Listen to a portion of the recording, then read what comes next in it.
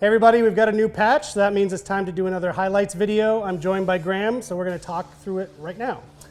Graham, do you want to dive in? This is a pretty good patch because it's addressing a number of specific community feedback pieces that we've heard since the season launch. Yeah, I'm super happy to launch this patch next week. So first thing to talk about is really weapon balance. I've had a lot of feedback on two specific things mostly. First one's the Hexfire. A lot of people use the Hexfire, a lot of people love the Hexfire, but it was a little bit too OP. So we've decided to reduce the clip size on the Hexfire to bring it more in line with the other weapons. Second one's actually makes me a little bit sad because it's my favorite gun, the Mammoth, and we're going to reduce the damage across the Mammoth. It's a little bit too powerful. Bit much, yeah. Yeah, a little bit too much. So one of the really interesting things that we learned coming out in season 1, console players have a different experience than PC players. So they talked a lot about difficulty aiming with the controllers. Yeah. So I mean, we looked at that. We looked at the feedback. We played it a bunch in the studio too, and then we had a high-level list of things we wanted to go after. So the first one's really adding the linear response controller curve. So this will give players options and choices, so they're able to set the controller up a bit better in the way they want to play it. We decided to add a toggle to disable aim acceleration, so you can turn it off if you want. It's really about giving choice to players for what we call player comfort.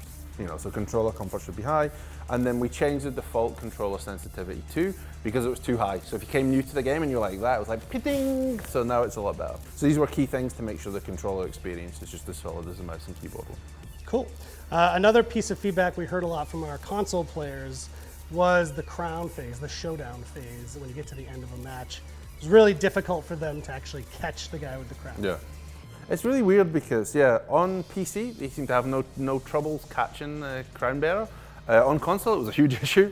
So we decided to make a couple of changes to that. The first one is we've decided to increase the cooldown time for your hacks. So if you have the crown and you use a hack, it's longer till you can use another one again. It stops you chaining hacks together and going everywhere. So that should increase that. We've also made it harder to win by crown victory.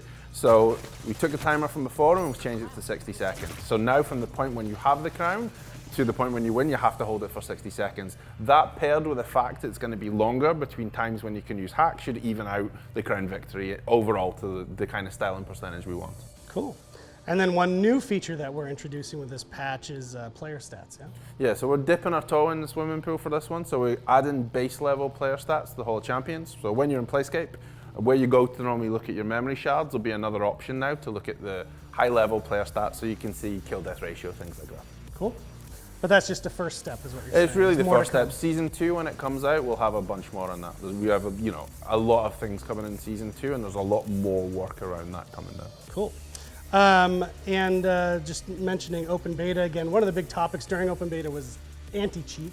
We talked a lot about what we were doing to anti-cheat. Maybe it's worth giving an update now. I think, we always talked about quality of service for the game. Part of quality of service is good anti-cheat. So BattleEye is obviously a weapon of choice. That's working well. We've been banning a lot of players. We've been hardware banning them. So we're doing our best to keep the cheats out of the system.